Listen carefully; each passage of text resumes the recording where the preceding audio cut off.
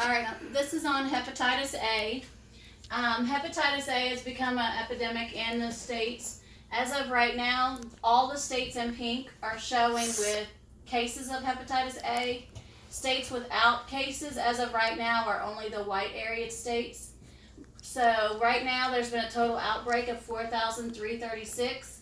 There has been 2,084 hospitalized and 44 deaths.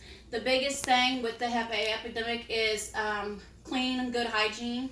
Wash your hands, wash your hands, wash your hands is the biggest thing from the health department class I went to, because it is actually a liver disease that is passed through people not washing their hands very well when they go to the restroom or after changing the baby's diapers and that kind of thing. Gets under your fingernails, you touch food, you contaminate fruits, vegetables, or any type of food you're prepping for somebody.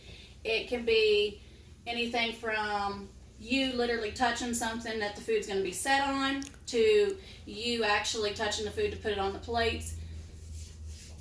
People at risk are kids in child care centers and teachers, which since I've taken this class, I feel like that we all ought to be responsible for having to take the Hep A vaccine, which the vaccine is like a 3-dose vaccine that they have now that you take it in 3 steps, and it is a preventative for it, but there is no actual treatment for it once you get Hep A.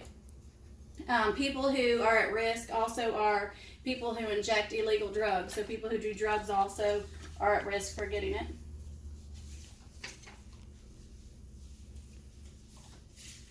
The causes I've already went over, but you can also get it from swallowing contaminated ice, because if people touch water or anything also after they have washed their hands and they still have poop under their nails or something of that nature from going to the bathroom and not cleaning good, it can be underneath the fingernails, and if they're running to fill an ice tray or whatever, your hands are still going to possibly touch that water somehow when you're putting the ice tray in or whatever, and you can get it into the water, so it can be passed that way also.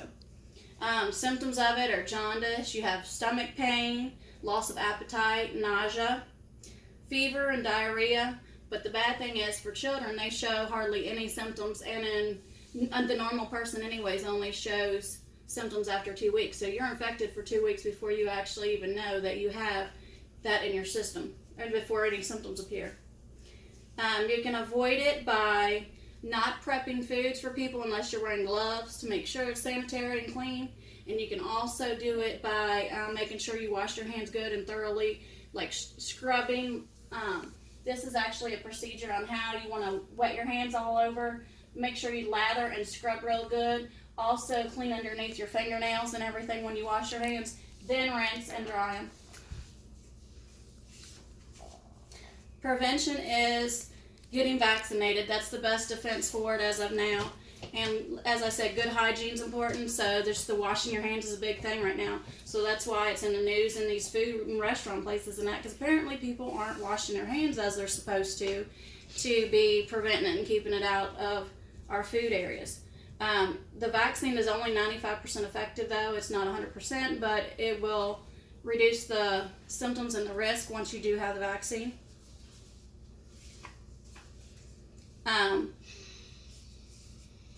The vaccine is recommended for travel in areas where people are having like higher counts of the Hep A vaccine, which if you got a chance to look at this, you would see that most of the U.S. now has actually had a case of it. So you just have to pretty much be aware of where there are cases of it and where you go to actually, if the area is not sanitary or the waters don't look clean or whatever, just to make sure that you are sanitary as you can be while in those areas.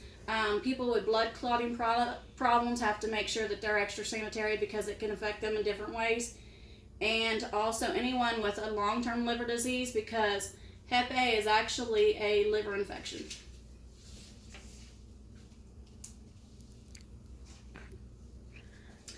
So from my speech, I hope you learned what causes Hep A, how to prevent Hep A, what you can do to prevent it, and that washing your hands is a big part of keeping yourself healthy and clean, especially nowadays. Wash your hands. That was the biggest thing in the health department class that I took, that RJ had told us in that class. Because your hands can never be clean enough. Also, another thing he told us was sanitizer is not the same as washing your hands. It is not a substitute. It does not do the same thing. So it does not prevent anything. You have to wash with soap, water, and rinse.